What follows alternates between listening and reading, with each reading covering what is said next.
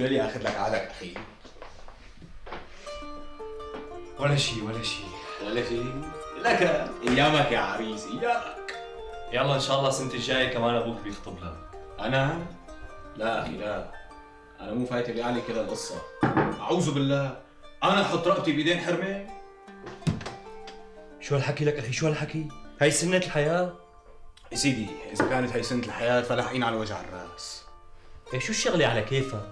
بكره ما بتحس وبتدرى الا ابوك خاطب لها. ايوه، يعني انت مزعوج ومقروب من القصة يعني؟ لا اخي، لاني لا مزعوج ولا مقروب، بالعكس انا مبسوط كثير، خاصة اني بدي احط ايدي بايد الزعيم ويصير سهرة. ابي هي معك حق. اي والله هي ما بختلف فيها معك منه. صار الزعيم.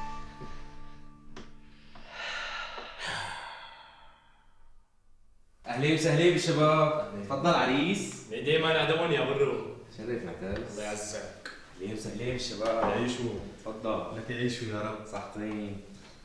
وعد مني من الشباب انه نعمل لك عرس وعراضه ما صار مثلها بكل الحاره. كفو. ايه مرهون؟ ابوك ما بده يجوزها؟ ابي؟ لا بكير على جواز، لاحقين على الهم. بري عليك برهوم، انا يا شباب هالقصه كلها ما خرطت مشتي، انه هدول النسوان ناقصين عقل ودين، وش كان ما قدحت الوحده قتله من على بكره الصبح ما بتمشي مثل ما بدك، لا ما بتمشي مثل ما بدك. شو هالحكي لك اخي؟ كمان الحربة بني ادم مثلنا. قال بني ادم، قول ابن حواء.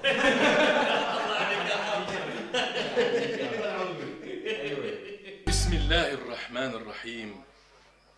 يا أيها الناس اتقوا ربكم الذي خلقكم من نفس واحدة وخلق منها زوجها وبث منهما رجالا كثيرا ونساء واتقوا الله الذي تساءلون به والأرحام إن الله كان عليكم رقيبا.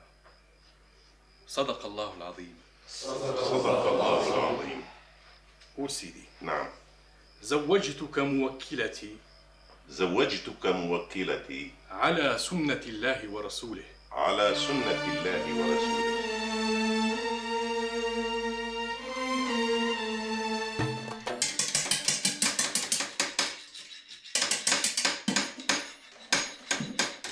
صباح الخير. صباح النور اهلين معلمين. خيرات يا ابني.